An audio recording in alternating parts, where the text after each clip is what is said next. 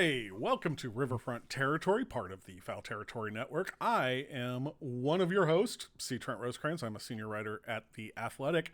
And there is my other co-host, Mr. Danny Graves, the Reds Hall of Famer, all-time Reds saves leader. And not...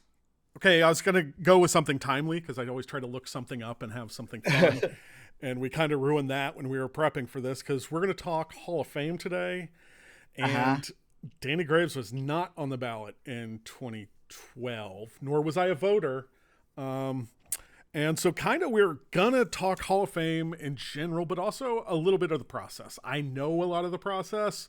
Danny knows a lot of the names because he's been there and played against so many of these guys. Once struck out Barry Bonds. We discovered that, right? Didn't you strike him out once? Yes. I did once. Yeah. Hey. I don't remember anything else, but I struck him out once. Yeah. It's funny how pitchers have selective memory sometimes. I'm actually always fascinated.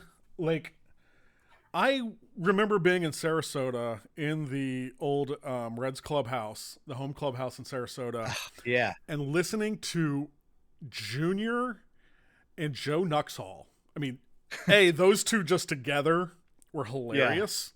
They, grew up knowing Joe. Like, that's family friend. Yeah. That's, something a little different than any of us have in this game. But I'm always amazed at, like, hitters. And I just remember, like, one day, Eddie Gordado and Junior getting into it about, like, one at-bat they had, like, 10 years before. And a call or something. And, like, they could remember, and he could, like, remember the sequence. Now, I'm not saying those are always right, because sometimes you'll hear, oh, yeah, he hit this one off me. And I'm like, kind of went back, and he did. But it is kind of funny just to listen, like, some of those things and some of the memories those guys have. And actually, Junior was pretty good. Some guys are better than others. Junior was spot on, like, usually with the stories of whoever he hit one off of, or what if he did something against somebody, he knew. But I think, like you said, selective memory. We know for sure the good things that we did. We do know some of the things that we didn't do so well, but we just don't like to remember those. Right. And that'll happen. Not out loud anyways. Not out loud. Yeah. We keep those bottled away. In the recesses of our memory, much like a bad girlfriend. So we're actually going to talk Hall of Fame twice this week, although the second show that will be coming out, we'll talk about the Eras Committee, which is more commonly known as the Veterans Committee. That's what it used to be called. Its official name is now the Eras Committee, and some of those processes. And we'll lead the announcement of the Eras Committee voting always happens the Sunday, or it does happen, and this time will happen Sunday before the winter meetings officially start. It's kind of like the first thing that they have, and that ballot is an interesting one, and one we will discuss. However, it is not what we're going to discuss today. That is people that were off the ballot and have gone back on and getting voted by the Veterans Committee. This year, you have a lot of holdovers. It's the last year for Manny Ramirez. Carlos Beltran and Andrew Jones are the two guys who are coming back, who have had the highest vote totals last year. And so we will get into that as well. But yeah, it's going to be interesting. The winter meetings, we'll talk more about that in our next show. But, it's interesting. Like, just to kind of get on this quickly, Danny, like, for you and I, winter meetings are totally different things. What pops into your head when you hear about the winter meetings, and what do you picture? Free agents and their agents going to talk to different teams to check out the interest, if there's any interest in having them, or what the numbers are for certain guys with arbitration, free agency. I know a lot of it's kind of set so to speak. But still, like, I think as a player, if you show up there, especially as a free agent, that kind of shows a little bit more of, hey, I really want to be a part of your organization, be a part of your team, whatever, as opposed to saying, here, I'm going to send my agent to go do it, which a lot of them do it. And I don't fault them for that, but I do know, especially towards the end of your career, like when you're trying to still fight to stay on a team or to stay in the league, I think it's best that you show up and show your face and talk to. No, I did not. I did not. And I regret that. I really regret that because I felt like I lost many opportunities because the people that I've been around for my whole career obviously knew what kind of person I was, not just a player, and what kind of clubhouse guy I had been, and not just, what I do on the field. And if I would have been able to go and talk to a lot of different teams who didn't know my personality or didn't know who I was, without hearing from somebody, well, Danny Graves is this or that, like, to be able to talk to somebody in person, it makes a big difference, and I definitely regret doing that, but I can't go back on it. I would suggest any free agents that are trying to hang on that they do this. That's interesting. And like, I also see guys, I'll see a couple players every once in a while, guys will show up and be like, oh, that's interesting. Then from my perspective, it's like just long days. All I do is like talk to people, and right. It doesn't look like much, and it shouldn't be as tiring as it is. I have plenty of stories, especially from my younger days, about a 4 a.m. Waffle House trip that is legendary and actually has been put into song at one time. Dave Sheinin, the fantastic writer at the Washington Post, is also a great musician. And Dave doesn't cover baseball anymore, which is a darn shame, because every year, wherever we are, he would find a piano. And it would be one night around midnight or 1 or something. And he'd commandeer the piano and just play for an hour or so. People would go out, bring cases of beer and drink or whatever. I don't think I was at the one.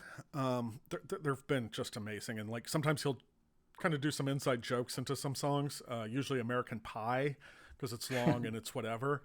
And so there was one year, and I don't remember this, I don't think I was there, where Brian Cashman, the GM of the Yankees, is like walking past, because again, like, all these people you see just kind of like walk by them all the time. Last year I started like talking to Cashman at the luggage pickup at the airport in Dallas.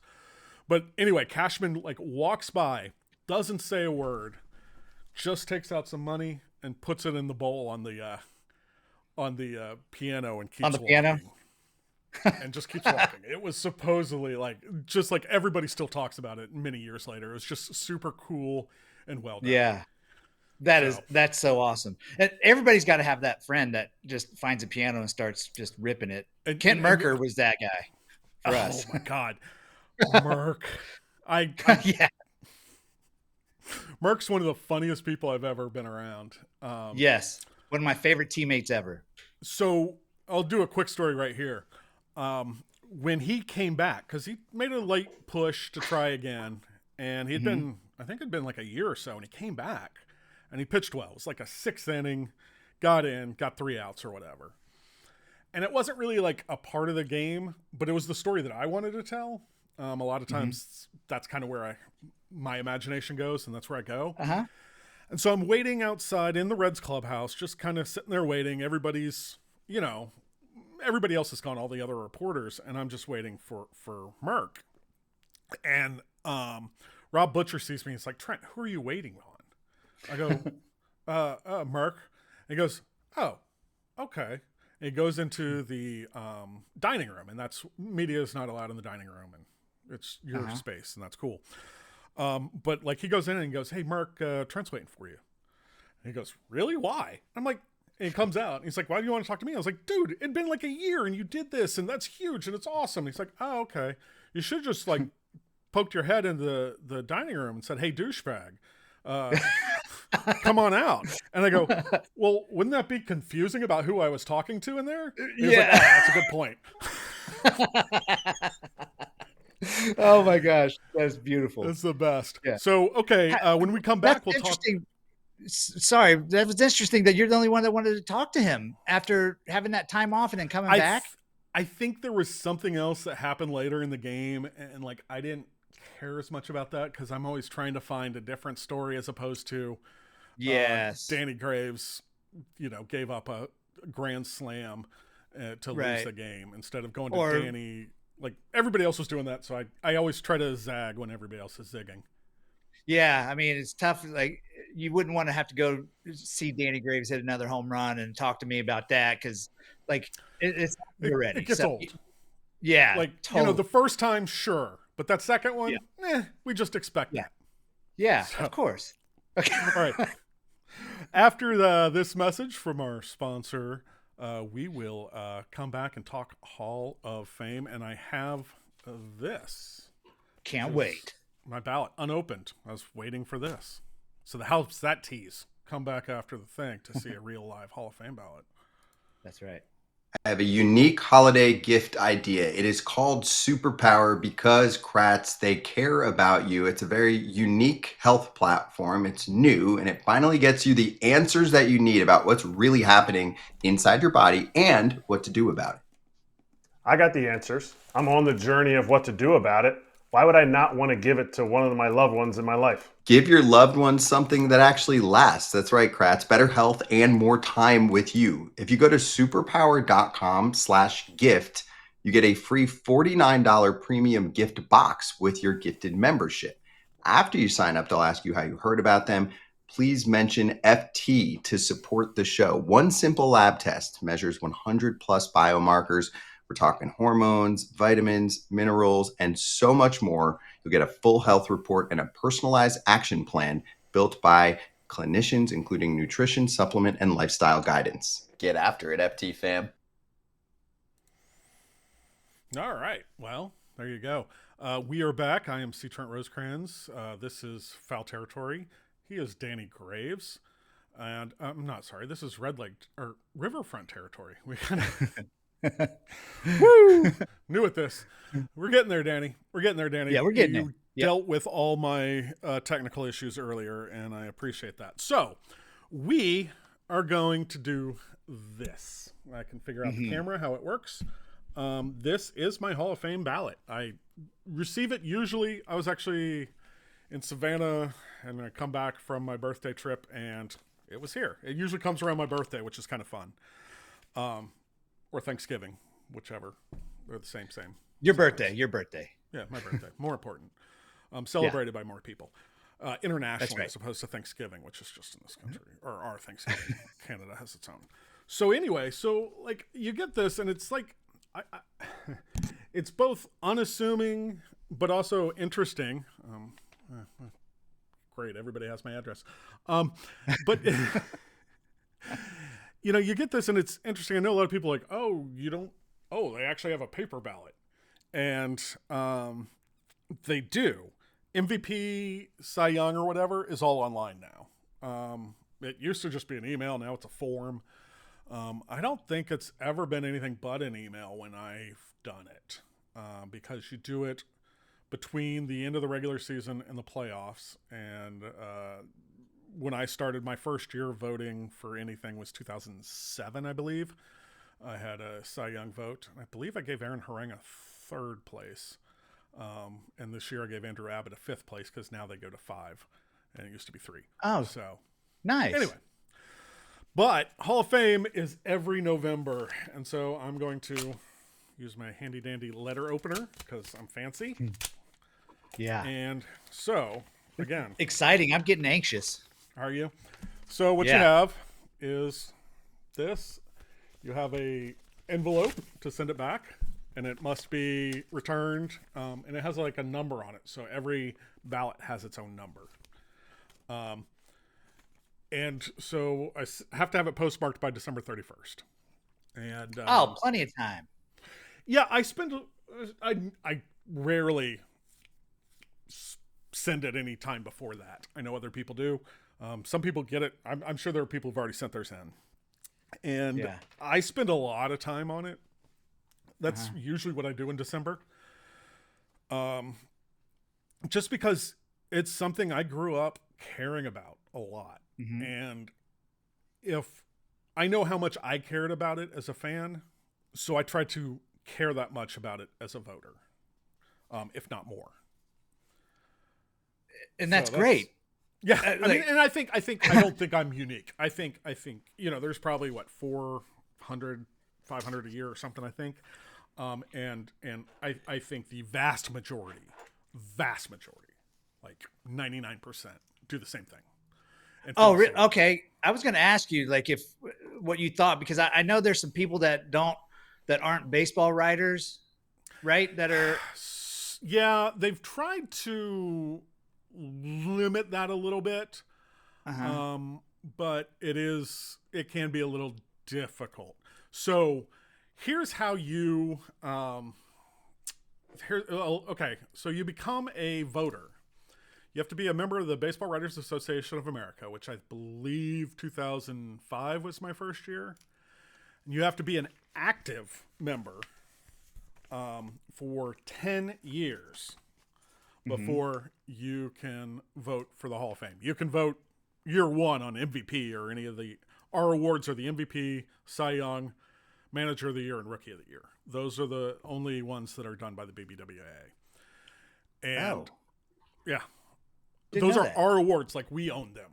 And that's why you'll see, like, MLB has done a couple of other awards, and they do their award show to try to make their own. But historically, we actually own the copyright and all that as the BBWAA. Good. So that's not going to ever change, hopefully.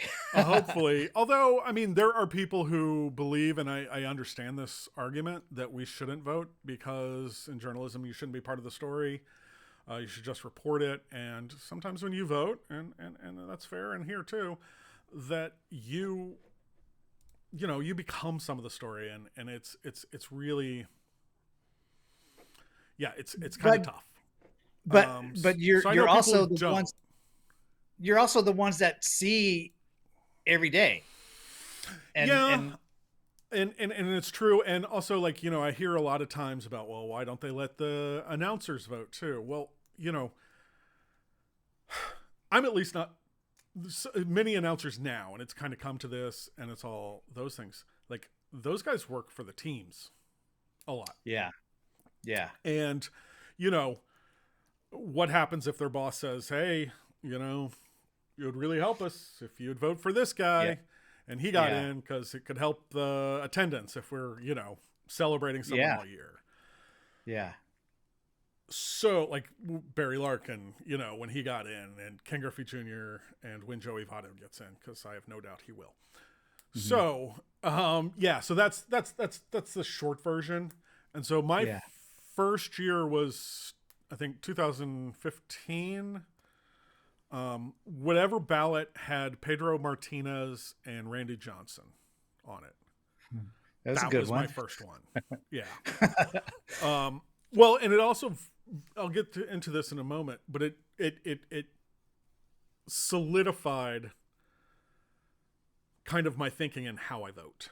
And so I've done, like, if you want to talk about existential and, moral and all these, like, things, I've put in a lot of thought on how I vote, not just when I vote on each player.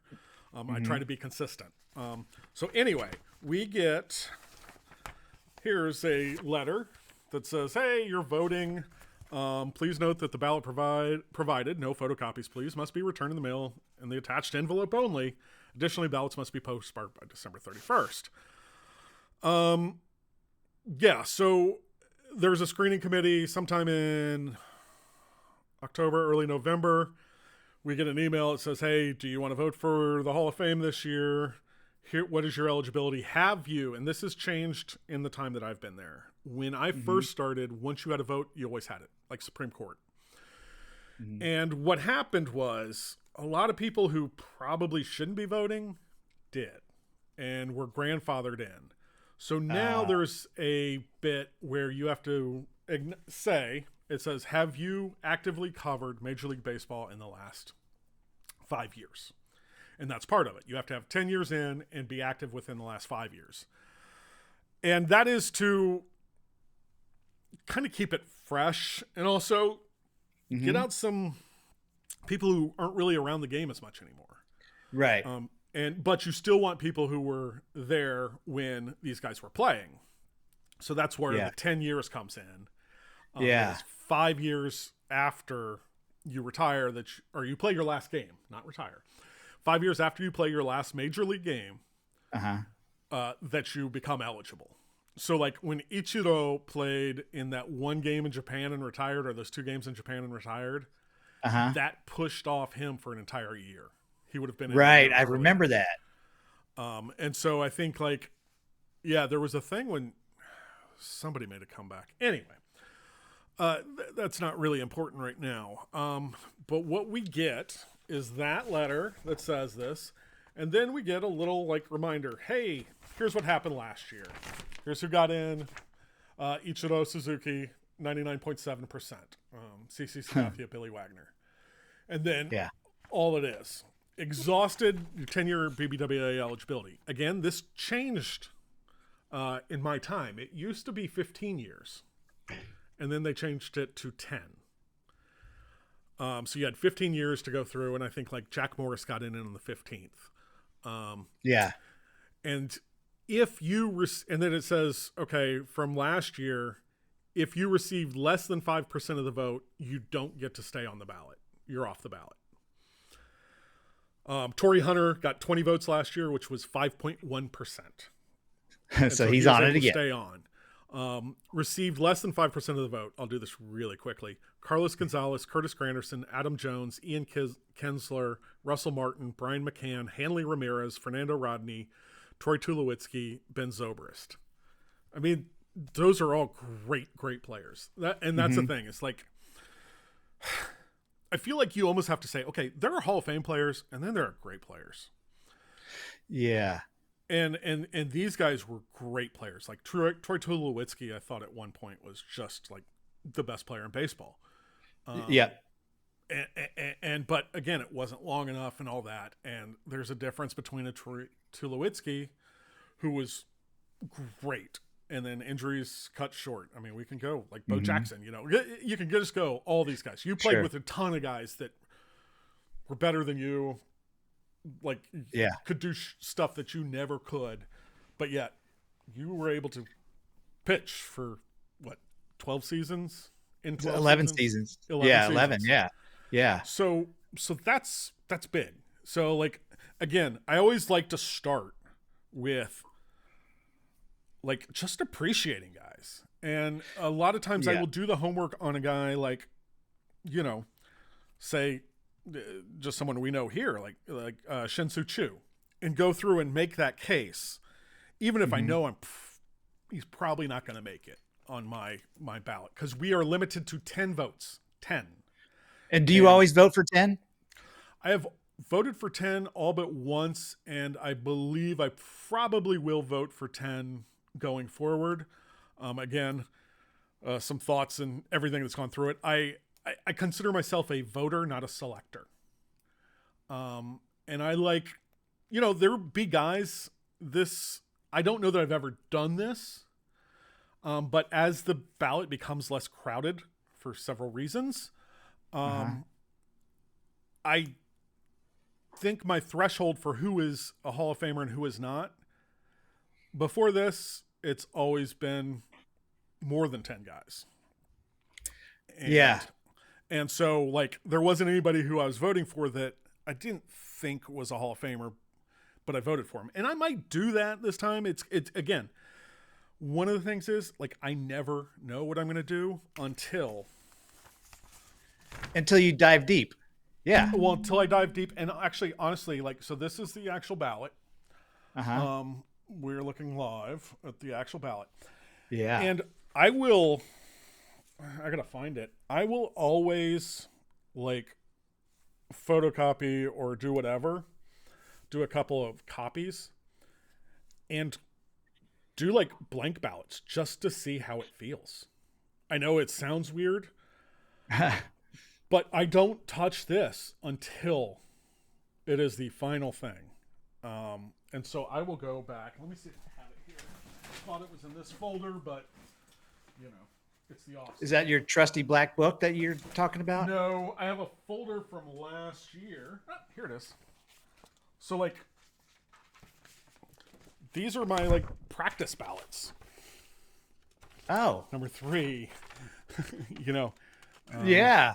And so, I will do it just to make sure it looks right. That's number 4. And so, mine was changing up until the last moment last year. And I do not know who I voted for off the top of my head. Well, you voted for the 3 that got in, right? Yeah. I voted for 10 last year. So it is something I really like and enjoy doing, and I take great pride in. And so, yes, yeah, and that's. I think people need to hear that. and I have done a couple of things where, I remember one year I probably did this, and then I had at least 10-hour-long conversations with people in the game, other writers, and all of that. So it's something that is really I spend a lot of time on, and I will discuss it and talk about it all the time. So yeah, it's just difficult. It's just not easy. Right. And it shouldn't be, because this is a big deal. This isn't like you mentioned all those really, really great players. And I know there's for years people have thrown out the term of Hall of Very Good. And that's as far as some people may get, but the Hall of Fame is a sacred place. This should not be taken lightly. And I think fans need to hear what you guys as voters go through. I can't imagine this process. I could go and look at the names and say, oh, this is who I think should or shouldn't. But it's okay, if somebody asked me, dive deep into tell me why this guy should and this guy shouldn't, I'd be like, man, I don't know. I'd really have to take some time, but that's what you're taking the time already. Mm-hmm. Yeah. So so last year I voted for, let's see, Bobby Abreu, who's on again this year, Carlos Beltran, again on this year, Andrew Jones also, Andy Pettit also on there. I think that was the first year I voted for Pettit. Manny Ramirez, who I've voted for every time. Alex Rodriguez, same. CC Sabathia, Ichiro Suzuki, Chase Utley, and Billy Wagner. 3 of those guys come off because they were voted in. And I don't think any of those guys, there were no guys who had their 10 limit. This year is the 10th year, I believe, for Manny. Is it Manny? Yep. Yeah. Manny Ramirez is the only one. And then Omar Vizquel and Andrew Jones are in their 9th year. Yep. So this is Manny's last. He got 34.3% of the vote last year. He's not going to get in this way. We know that. I know that. But again, it goes back to my first ballot. Sorry, I've been talking way too long, Danny. No, gosh, no. This is so interesting. I don't think a lot of fans know the process that you guys go through. So my first year, like I said, I thought, well, I'll go back because, like I said, and you noticed, I have this book. And this is a moleskin notebook that I've been keeping since... Well, the first year. Here it is, the 75th anniversary, 2014. So it was 2014, 4/15. So I guess I've been doing this 11 years now. But on this, I mean, quite honestly, look at this. This is crazy. Just who all is on it, and I understand some people who will be like steroids, and I'll get into all that. But this was on that ballot were Barry Bonds, Roger Clemens, Randy Johnson, Pedro Martinez, Jeff Bagwell, Mike Piazza, Kurt Schilling, Mike Mussina, Larry Walker, Tim Raines. All those guys are in except for Schilling. And then the next 5 these were guys who I did not vote for. Remember, I did not vote for these guys, but I felt like they deserved to be in. Mm-hmm. Were Alan Trammell, who got in, Edgar Martinez, who eventually got in, Craig Biggio got in on that one, John Smoltz got in on that one, and Mark McGuire. Now, I thought Craig Biggio and John Smoltz were Hall of Famers. Yeah. I just, because I was limited to 10, I didn't vote for them because I didn't think I thought there were at least 10 players whose careers were better than theirs. And that doesn't mean that you didn't think they were Hall of Famers. No, I was super glad. Like, I was super happy about that. And, like, a lot of times when we get into this, we're like, maybe, hey, Randy Johnson and Pedro Martinez don't need my help. Mm-hmm. Right? They're getting in. If Tim Raines at that point was kind of a du jour candidate and making the case, and I'm a huge Larry Walker guy. Like, I think Larry Walker was just a complete ball player, and I've always been very, very high. I've maybe been the high man on Larry Walker when you're having these discussions. But let's just say, Alan Trammell. That was my number 11. Alan Trammell, I thought, was deserving. Mm-hmm. And it was going to be his last year, and maybe Edgar puts him over the edge. So if I don't vote for Randy Johnson and Pedro Martinez, I could have voted for Alan Trammell and Edgar Martinez, and maybe they get in that year, maybe they don't, whatever. So I thought about that, and you hear people say this all the time, like, a strategic ballot, because of the rule of 10. And basically, it came down to me, this printed thing. Like, what it came down to in my head was, okay, here's a Hall of Fame ballot. How can it, with my name, not have Pedro Martinez? Like, right. One of my absolute favorite players of all time. Mm-hmm. And I'm like, I could say, it really helped with Alan Trammell and this, and this. And then I was like, but then I'm the idiot who didn't vote for Pedro Martinez. Right? Yeah. And I don't, like, anything I write in The Athletic or any of the other places I've worked, I have to believe that is accurate, and I have to believe that I believe it. There is a thing, and I couldn't live with myself not voting for Pedro Martinez or Randy Johnson. So that's where I came up with my theory. Is like, you know what? I'm just going to rank. Yeah. I'll draw a line where I think Hall of Famers are, and I'll draw a line where 10 is. And I didn't even draw that first line because I was I guess I did, 15, although that included some guys I would vote for later and who would get in. Guys like Fred McGriff, Lee Smith, that also included. So, like, this is 15. I also have Gary Sheffield, who I've voted for, Sammy Sosa, Jeff Kent, Fred McGriff, Lee Smith. Those are, I mean, Lee Smith was like 20 on my list, and he's a Hall of Famer. Yeah. Yeah.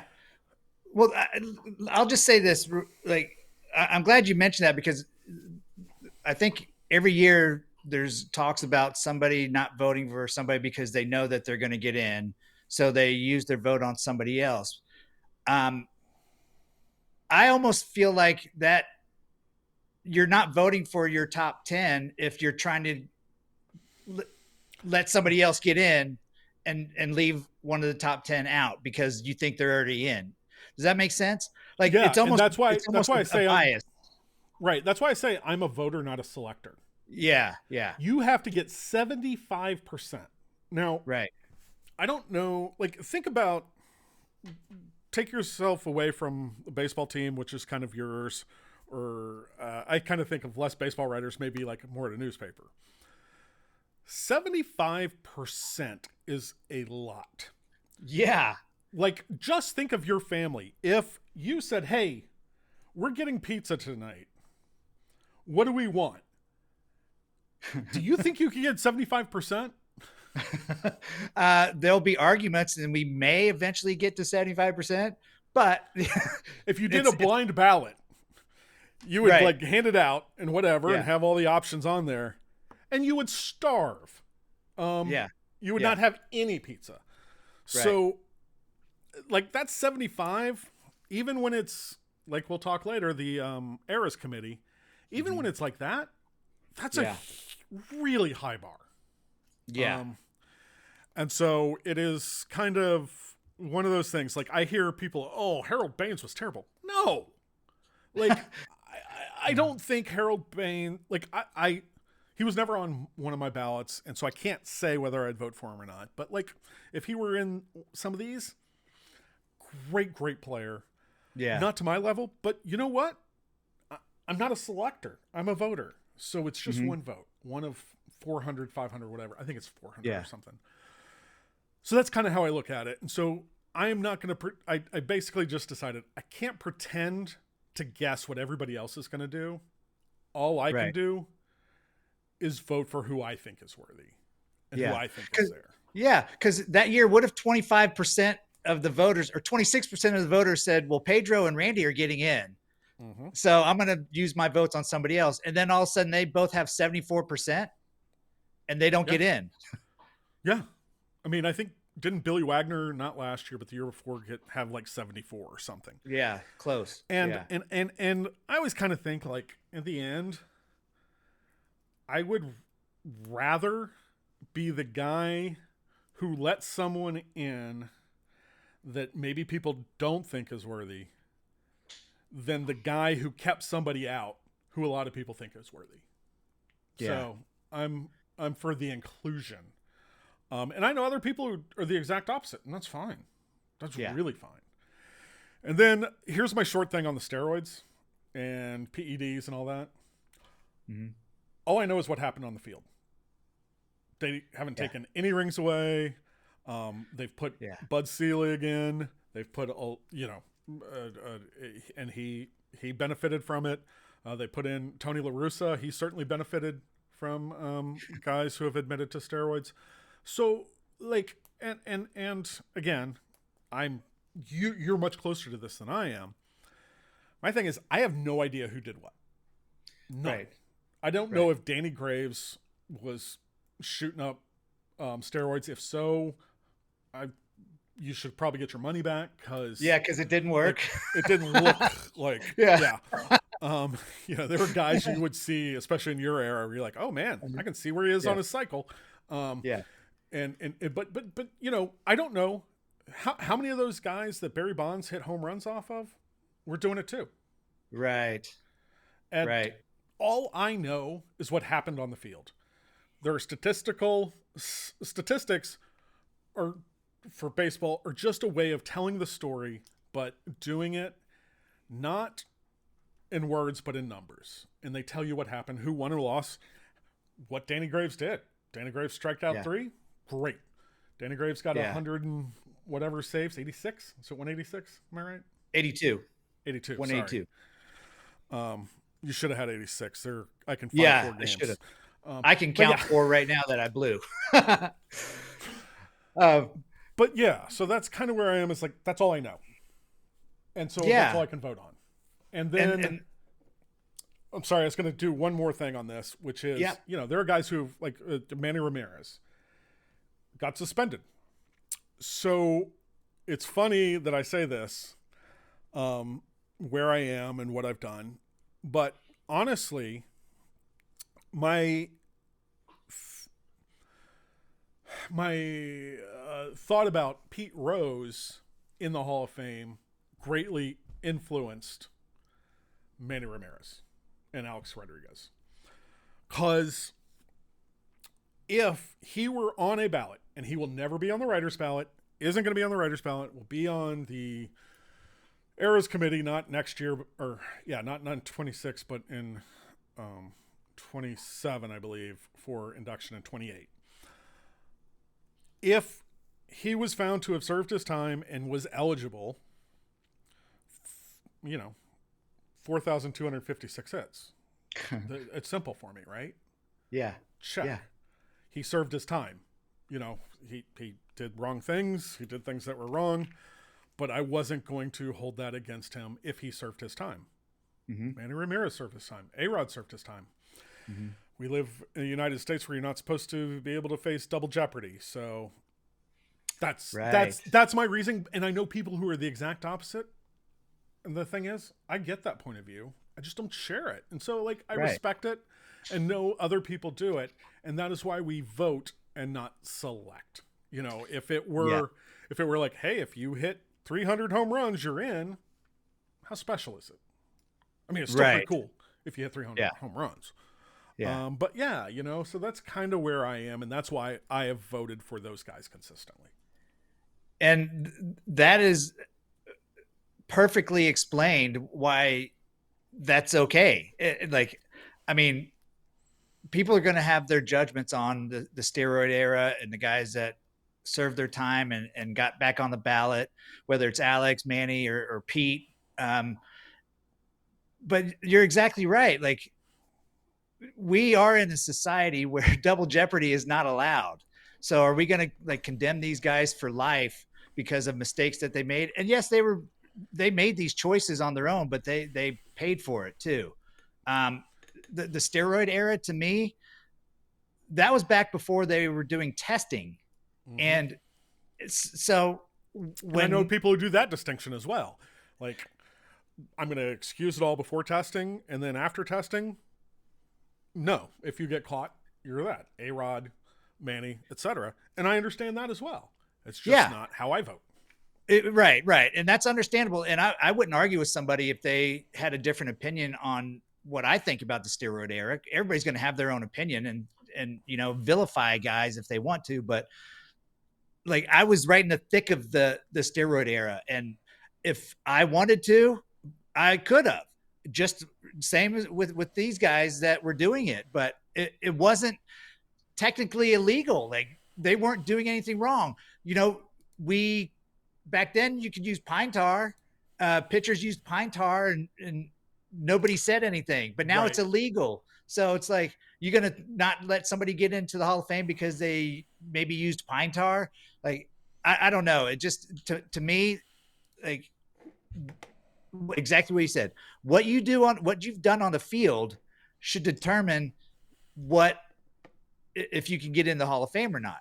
I'm sure there's plenty of guys that are already in the Hall of Fame that don't have perfect records as far as off the field. I'm sure there's steroid users. I'm sure there are guys who use steroids. And I'm not going to name any names or do anything, but yeah, sure. We could speculate, but we don't know. And that's the thing. It's if those guys are already in, you know? Yeah. I I love your thinking, Trent. I really do. Well, thanks. No, Danny, seriously. I appreciate that. No, and I'm not just saying that because, Alex Rodriguez and Manny Ramirez, these guys were they come up to bat in a certain situation. It's scary, man. Yeah. What was it like to face Manny Ramirez? Listen, so Manny, I played with Manny in Cleveland in 96 and part of 97. And he was such a cool dude. He was such a team guy. And I know he's looks baby bull, so intimidating, but he was so fun to be around. When I came to Cincinnati and I faced him, I gave up a home run to him. He hit one opposite field, I think, at the Jacobs Field. And then he's running around the bases and he kind of just smiled at me. And so the next at bat, I throw him a cookie. I didn't mean to throw it right down the middle. Trent, I promise you, I never got 100% positivity out of this, but I promise you, he grounded out on purpose because he felt bad that he hit a home run off me. He took the weakest swing ever and grounded out to third or short and then ran by me on the mound and just started laughing. But very intimidating seeing him standing there. Yeah, you only faced him. That was that year, 99, 3 times. That's it. And one was a homer. Mm-hmm. And one was a ground out. Yeah. And I don't then know the other one. Was a hit of some sort because he was 2 for 3. Yeah. I don't remember the hit. I do remember the home run and the ground out, but like I'm telling you, he was like, he could turn it on when he wanted to. If he wanted to hit it out of the park, kind of like what people say about Ichiro. Like if he wanted to hit it out of the park, he was going to hit it out of the park. If he didn't want to run the bases, he's going to ground out. It's Manny being Manny. But I'm telling you, he did it because he felt bad for me. I'm not like, I really felt that. I believe it. I really do. Yeah. Cause yeah, he is one of those guys that is just singular in baseball history. The Manny being Manny stuff is real. It is super real. And he was one of a kind. You know, we mentioned some things that are kind of fun. Like Tito's probably got amazing stories. I'm sure you have amazing stories. I've always heard great Manny stories because some I can't say on the air. Yeah. Oh, I mean, I would think vast majority of them. Yeah. So that is kind of where we are, and I just think that's interesting. I love it. Oh, you guys, speaking of ones you'd like to have back. Sorry. Yeah. But, no. Like home runs? You talking about home runs? Oh, yeah. Well, let's see. You walked Enrique Wilson. Then you get a double play to Roberto Alomar, and up comes Manny Ramirez. I mean, like, you have to just be kicking yourself that you walked Enrique Wilson. Yeah. Because coming up, I mean, this is the 99 Cleveland team. Coming up was Roberto Alomar, Hall of Famer, Manny Ramirez, David Justice, and Richie Sexton. Then Jim Thome. And then, then Jim Thome. And then, you know who was after that? Kenny Lofton. Yeah. And then Jacob Cruz, the cruiser. Yeah. And then Red. Great pinch hitter. Yes. And then Omar Vizquel hit a walk-off 2-run homer off of Scott Williamson. I was going to say that wasn't off me, right? No. But yeah, you walked Jim Thome to start the ninth, and then Scott Williamson came in for you. And Kenny Lofton was a pinch hitter. So yeah. Okay. But yeah, you know, like you just kind of think of those names, and it's like that was tough. And Manny, like, okay, you see Roberto Alomar, Manny Ramirez, David Justice, Richie Sexton, Jim Thome, Kenny Lofton. Who are you most worried about there? I would say Alomar and Ramirez, because and this is not a knock on Thome or Sexton, but both those guys had more holes, like strikeout ability. Even though I wasn't a big strikeout guy, I could get them to chase easier than Manny and Roberto. Manny just didn't seem to go out of the strike zone a lot back then, anyways. You know, if it was around the strike zone, he's going to put a good swing on it. And Alomar was the guy who didn't want to strike out. Like he could hit the ball out of the ballpark. He could hit it the opposite field. He could put it on the ground. He could bunt and you know, beat it out. Like he had so many different parts of his game that could beat you. And it wasn't that I was scared of either one of those guys, but those two guys are like, you know, scared's probably the wrong word. Like, you know, you always have the guy that you're like, okay, I want to make sure. You want to make sure, because honestly, like when you walk Wilson, you're like, oh, crap. And then to get a double play from Alomar, you're like, woo. Yeah. Because even at that point, you have a lead. You know. Right. And Alomar had taken me deep 4-run in my career. Yeah. Oh, 4-run lead? Is that right? Gosh, Graves, you suck, dude. Oh, no. It was a 1-run lead. Oh, okay. Because it was when Manny led off the 7th, you were down 4, and he hit a home run off Scott Sullivan, and then Jim Thome hit one off Gabe White, and so it's when you come in the bottom of the 8th and walk your first guy, Enrique Wilson. I just pulled up 4 straight. 4. I didn't even throw him a strike. Yeah. Oh my. Yeah. That's bad. Yeah. So thankfully got a double play from Alomar. because Manny. I guess hits it's the home different run. facing Manny with two on with a 1-run lead. But if you had a 2-run lead, you're like, okay, good. Whew. Even there, you're like, he can only tie us. Right.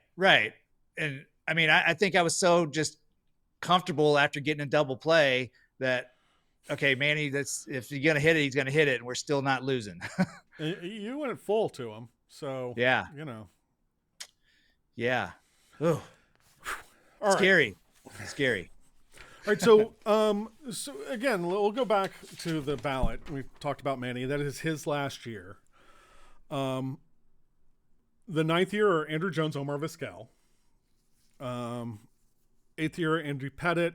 7th year, Bobby Abreu. Bobby Abreu is a guy that I think, like, if I just did what so many people do or think we do, like, oh yeah, I see his name, I know what he did. Abreu wasn't one of my first, but when you dig into those numbers, man, yeah, Bobby Abreu was so good. Let me see if I can find my section on him. I have these little tabs. Like Andrew Jones is a tab. Oh, that's awesome. There's Vizquel. His career OPS 870. Right, 870 is a good season.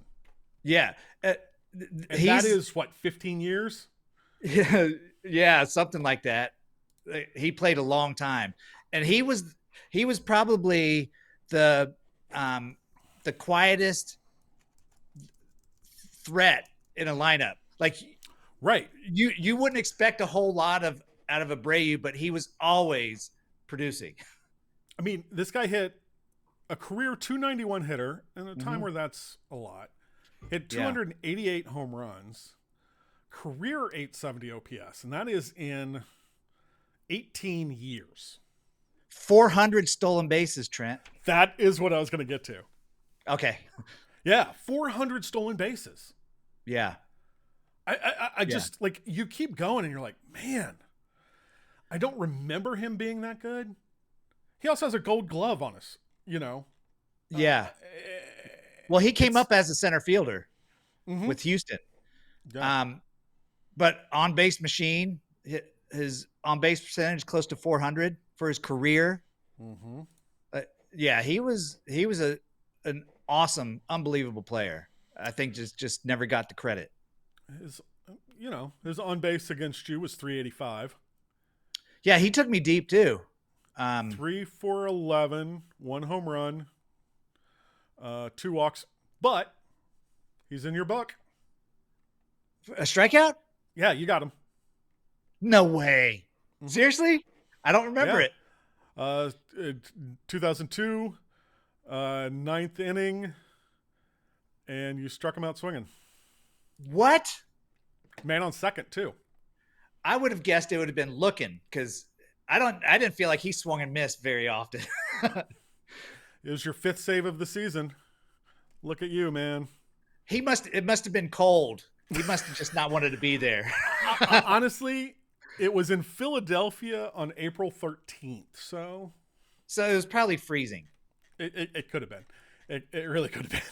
Yeah. Nope. Start time weather was 71. Gosh, how? Maybe he was tired. I just don't. I don't know.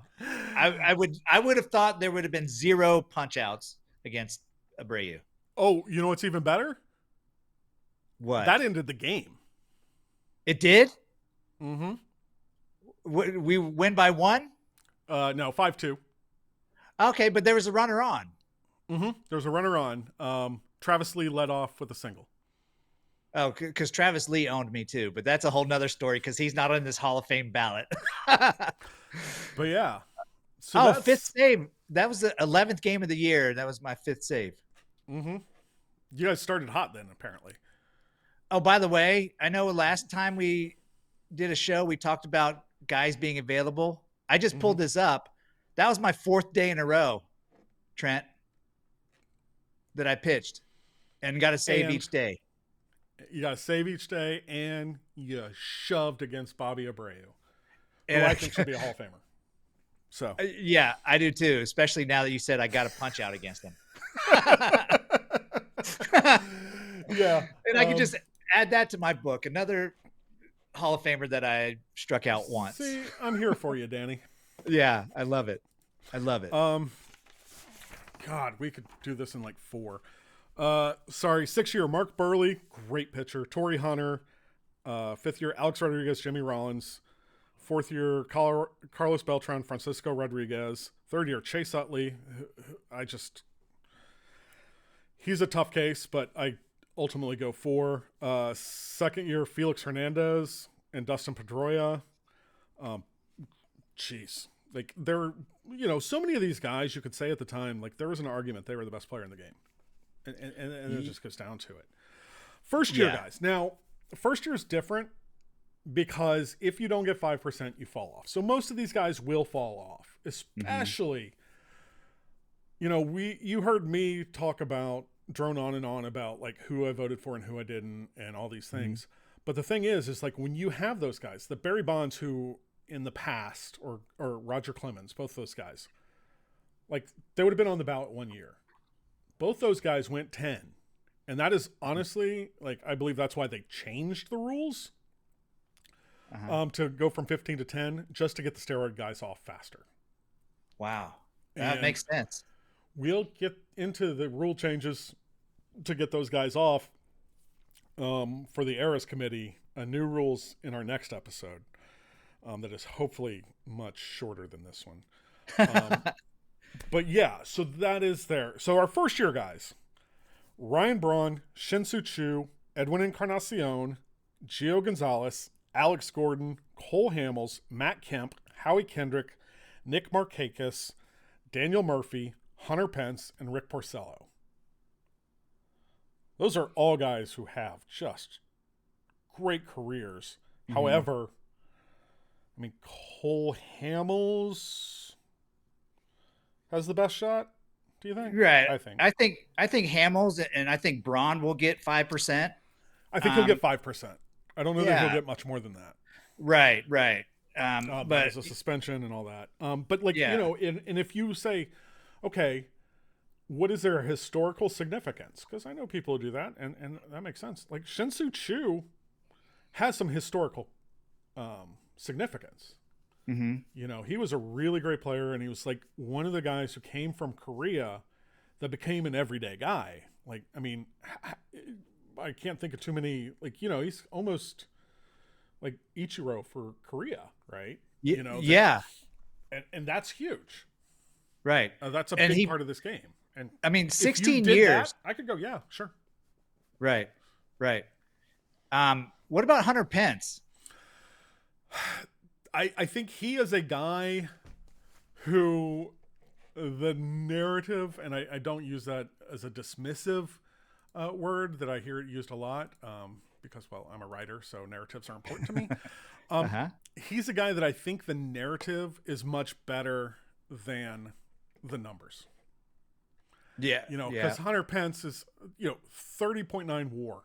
That's an amazing career. That's near 800 OPS career. 794. That's 114 OPS plus. That's 14% better than the average player over his time. Hit 279. Hit 244 home runs. Stole 120 bases. Guy that you World probably Series. don't want to bring up his name in Cincinnati. When you're talking about narratives, great player. Like, honestly, I'm not going to spend a whole lot of time on him. I look at it, and a lot of these are like, you know what? I'm going to really appreciate this guy. Because so many of these guys we think of at the end, we think of careers, we have all these, but when you go back and it's just like, hey, you know what? It is great. I think a couple of years ago, I was like, man, Placido Polanco was a great player. Yeah. And I wouldn't have thought that, except he was one of these guys, those first year guys, doesn't get 10% or 5%. Yeah. But when I went and did my homework, man, that guy was really good. Yeah. Pete Harnish would say Placido Polanco, fourth tenor, got us again. Yeah. He was precious. Yeah. I mean, and that's where we are. And that's why I hate hearing, oh, that guy doesn't deserve to be on the ballot. That's a joke that he's on the ballot. Well, okay, to be on the ballot, you have to have played in 10 seasons, not 10 years of service time, but have played 10 seasons in 10 seasons. And then everybody who has done that, that's like, again, you're a Reds Hall of Famer. You don't have 10 years of service time. You did play in 11 seasons. So, but 10 seasons is a long time. You've got to be here. I will start with this. I say this all the time. The worst baseball player in the major leagues is 100 times better than you at anything you're going to do in your life. And it is to get to that level. Like a guy who had one at bat, to get to that level, you are an unbelievable baseball player. Yeah. You're the top. Yeah. The fact that there's 22,000 who have ever played, and that's half of Great American Ballpark capacity. 23,615. I just pulled that up, but that should explain, like, that's the amount of people that played at least one game in the major leagues. And how many people? And we say that's a light attendance, you know? Yeah. Yeah. That's a Tuesday night at Great American. Mm-hmm. Yeah. And so it's I don't know. I start there, and then the sayings like, you know, getting to the big leagues isn't the hard part. Staying there is. Yeah. 10 years, and especially when we look at this era, you know, this era, it used to be like they'd be like, oh, he's, you know, a good player, Ted Kluszewski, we'll keep him around or whatever, and be on the thing, and you know, he's not the player he once was, but he's a veteran, and we'll keep that. Well, now they're like, well, he's going to produce 0.5 WAR. Do I want to pay $5 million, $10 million for that, or do I want to pay league minimum? And, right. And it is harder to get 10 years now than it was even when you were playing. I believe this. Yes, because I feel like they just go next guy up like a lot quicker than they used to, you know? Yeah, I agree. And so, yeah. So again, all these guys are great, and hats off to them. I haven't done all the work yet because you saw I just opened it, even though I knew what's going on. So I've done some preliminary thought work. But yeah, it is. I think something like this is as difficult as you make it, and I make it pretty difficult on myself, but that's not really difficult. But you're going to feel better about yourself at the end of the day because you made it difficult.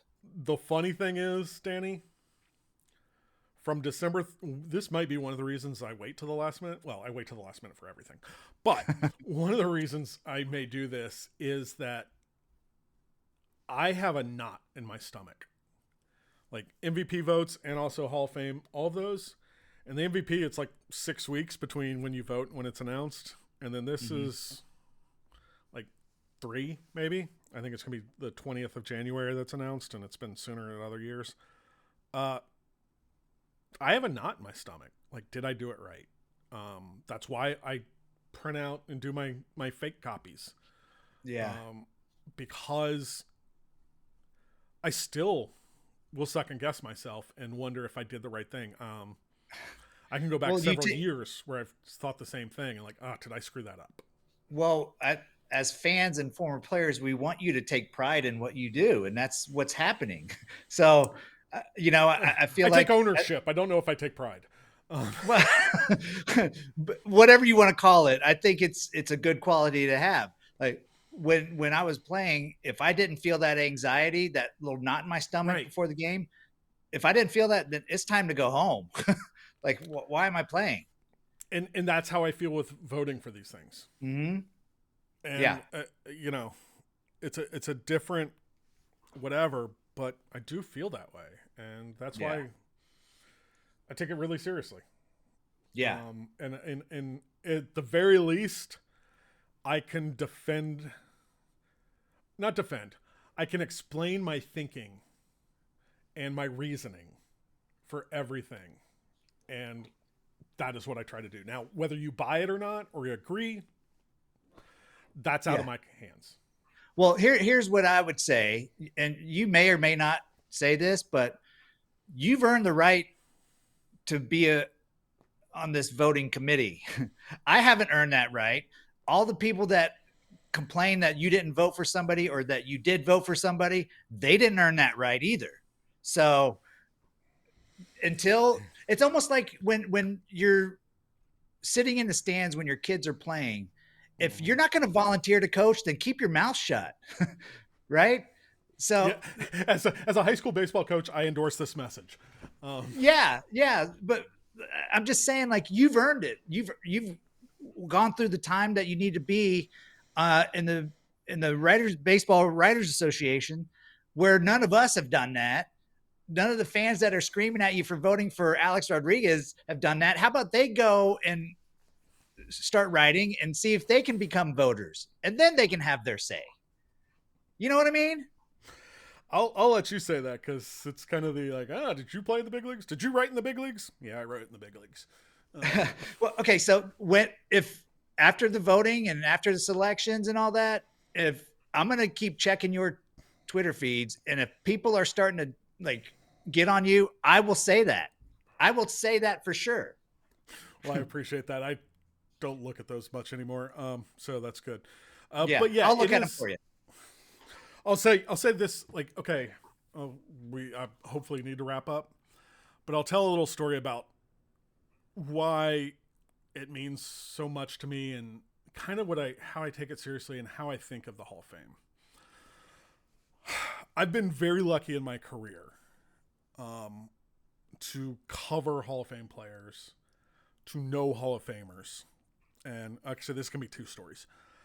The first story is from 2016 when Junior went in. Whenever Junior went in, I'm at the Hall of Fame. I go to cover it. That year, my friend Derek Gould of the St. Louis Post-Dispatch, for my money, the best beat writer in baseball,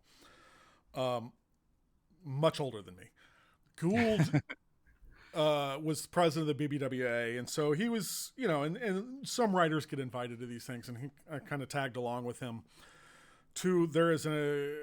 Traditionally there's a reception the night before the induction, and it's in the plaque room in the Hall of Fame. And so everybody who comes, every Hall of Famer who comes, goes to this.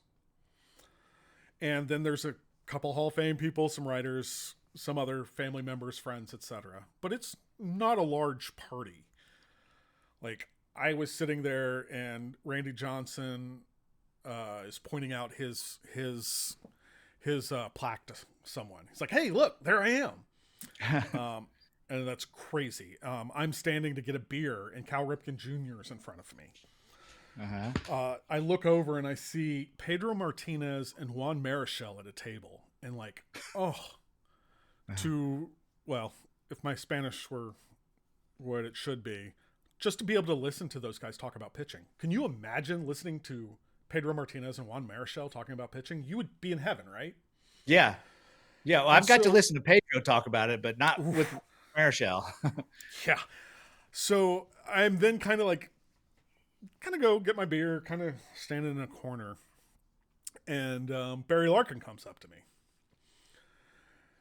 And Barry's like, "Hey, Trent, how you doing?" I'm like, "Barry." Actually, Barry calls me T. He and my dad were the only people who ever call me T.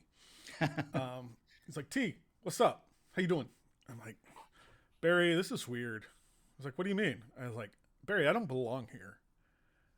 and I will never forget this. And this kind of, he goes, "Yeah, I know what you're saying." I was like, "No, you don't." He goes, "Yeah, I do. I don't feel like I belong here." I go, "Barry, over there, this brass plaque with your face, and mentions why you belong here. You belong here." And he goes, "No, T, I don't feel like I belong here."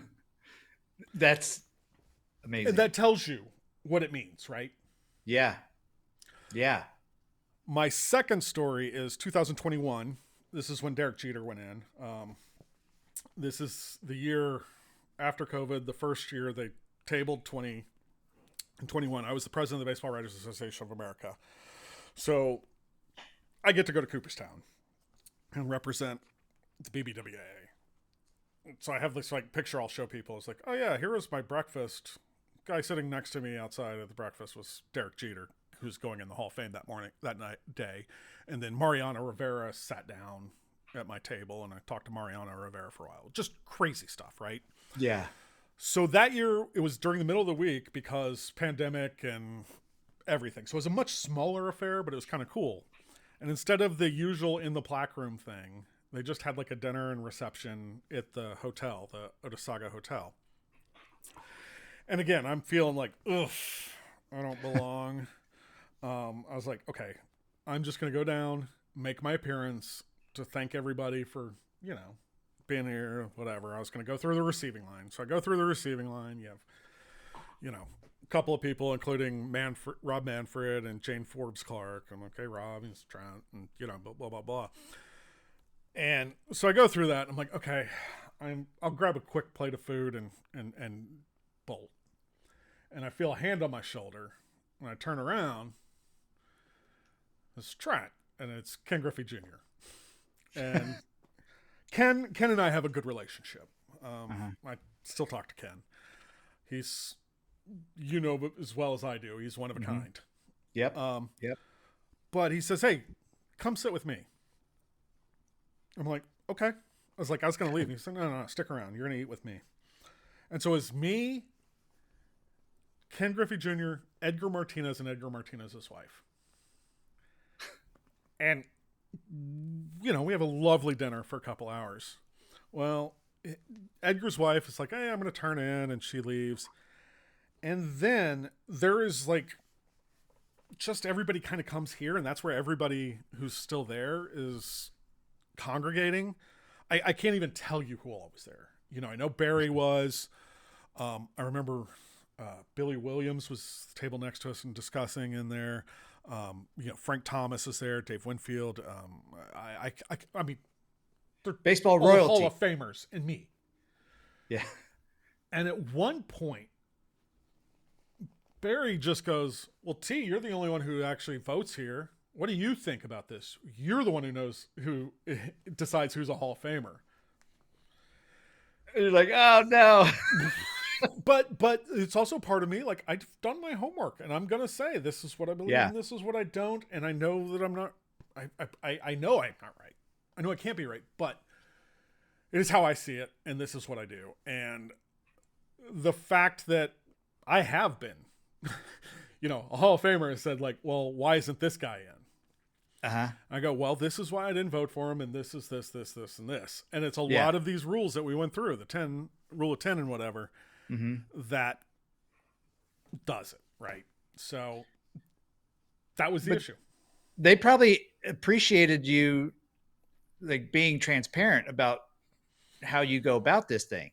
Yeah, I don't know, but I just, it still blows me away that I was at that table to begin with. And then, like, everybody's eyes on me. Right? Because you're one of those, you're hanging out and you ask a question, and then I am held up. And these guys, I'm going to tell Frank Thomas how you hit a baseball. Well, and just with those guys, you never know if they're going to say something serious or joke around with you and, like, try to really make you feel bad, or if they're going to be behind you. I get it. Cooperstown is a magical place. Have you been? Yes. The year that Junior and Piazza, was it Junior and Piazza? Yes. Yeah. That they got inducted. I played in the Hall of Fame game, the former players go. So that was right before the actual Hall of Fame inductions. So, but it was great. Wow. We got to hang out and, like, we were part of the Hall of Fame. It was really cool. That's super cool. Like, I that was my first time, and it just wowed me. Yeah. And then, have you done the private tour? We did that year. Yeah. Yeah. I mean, it's unbelievable. You go downstairs in the basement, and they're just boxes, and it'll be like Brett, and it's just boxes of George Brett Yeah. stuff. Yeah. And like Bonds, Bell, you know, like everybody Yeah. through. And there's like Hall of Famers and not, like Frank White, who one of my favorite players. Like there's a Frank White thing, and just it's unbelievable, unbelievably special. And then they gave me took out some stuff that they had planned. So I have a picture of my daughter with Mike Trout's bat from the 2015 All-Star game. Oh, sweet. And then they handed me, which it still kind of blows me away. And I'm wearing gloves. You wear gloves. Yeah. Nice, pretty gloves. Yep. They hand me a bat that belonged and was used by Cool Papa Bell. And this was right after one of my mentors and great friends who passed away in 2020.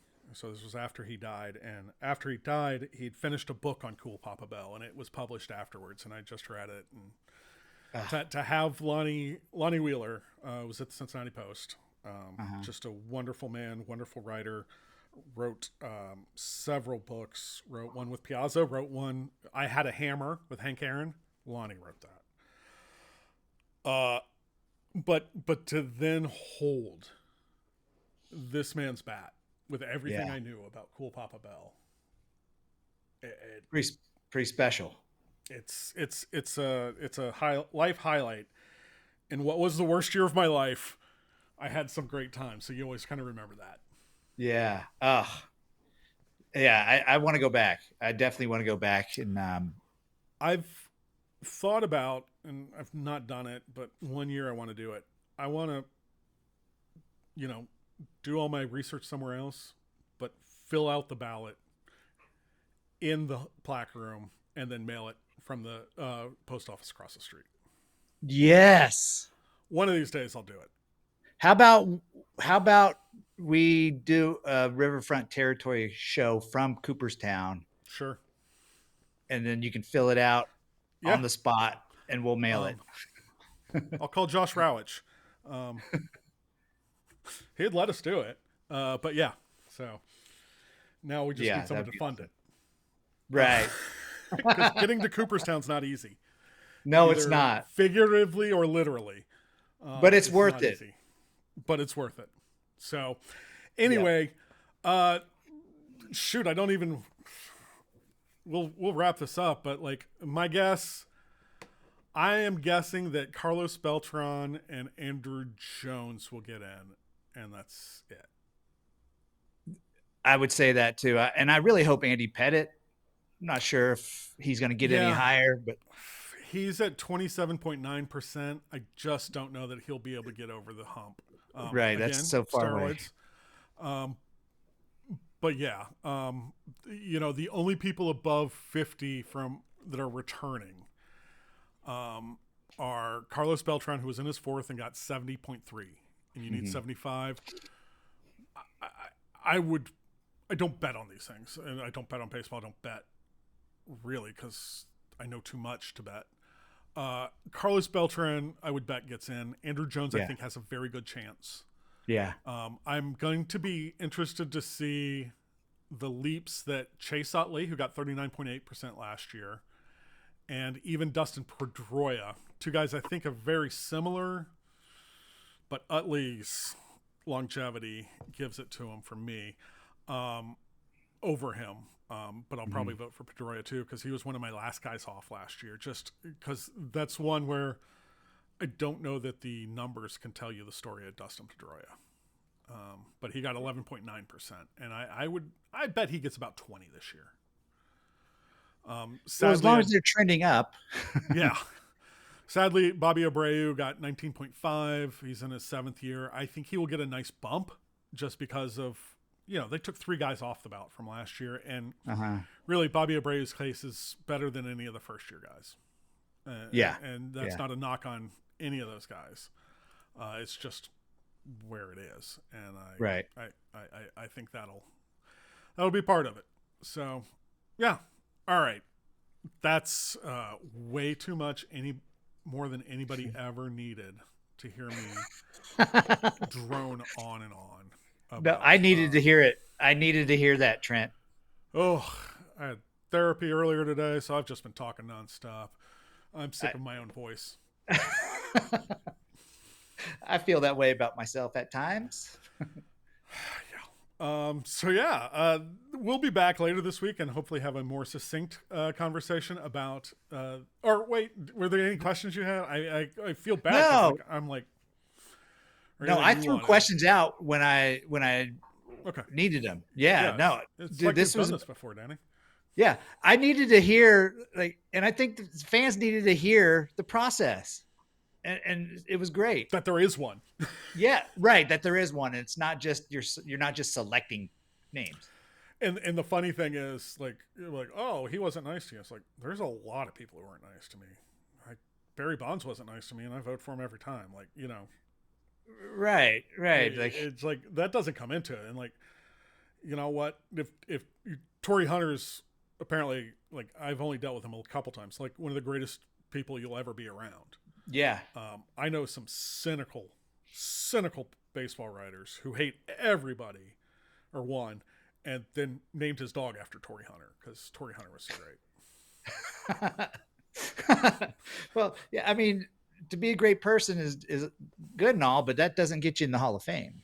Yeah. I mean, like, I wasn't, you know, there are a few people I've had better relationships with on this than you, or say Sean Casey. I didn't vote for you guys and wouldn't, but right. And I wouldn't hold that against you either. Yeah. I always joke there are guys that I would vote for president before I'd vote for them for the All-Star game.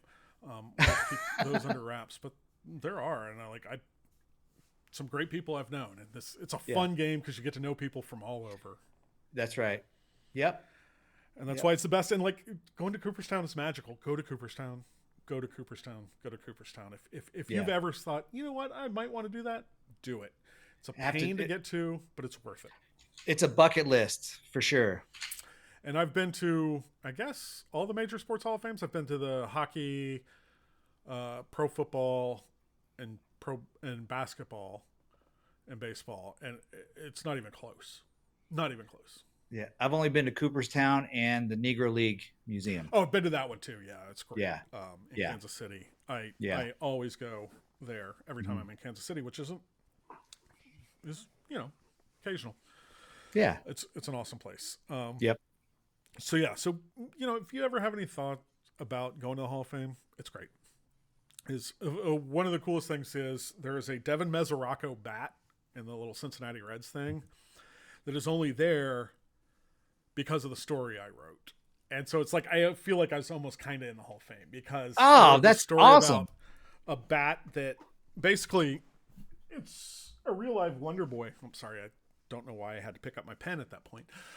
Real life Wonder Boy that was like made from wood in his yard, in his house, and he used it in a game in Pennsylvania. Yep, because Jack Marucci, I talked to Jack Marucci for this, owns baseball stuff, and he was like, yeah, there was pro level wood on one of these trees.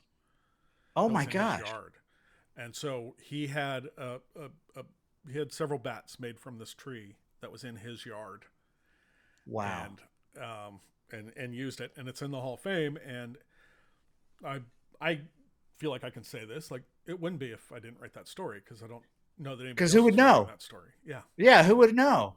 And so I see that bat, and I kind of feel a little ownership. It's funny, like, each time I've gone and I'll see it, I'll take a picture and send it to Mez and be like, "Still here, man."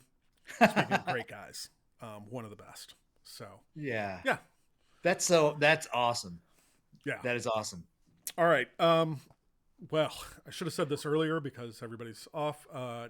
If you would like to rate and review us, that would be great. Like a good review. If you're going to say mean things, like, I don't know that I have the capacity to deal with it today. So just don't. Yeah. And but subscribe, Riverfront Territory. Tell your friends. I was actually getting food the other day, and someone's like, "Oh man, wish you had a podcast," and blah blah blah. I was like, "Oh, just started one." And so, I told him, and just spread the word. Most will be more red centric than this, but I don't know. Danny and I love talking about baseball. And yeah, and this is good timing coming up before the winter meetings and things that are happening. Yeah. And not much has happened for Reds so far, but we'll get there. But when it does, we will talk about it. Yeah, definitely. It's just it's the off season. And so we'll be back later this week, and Riverfront Territory is part of the Foul Territory Network. Let's thank those guys.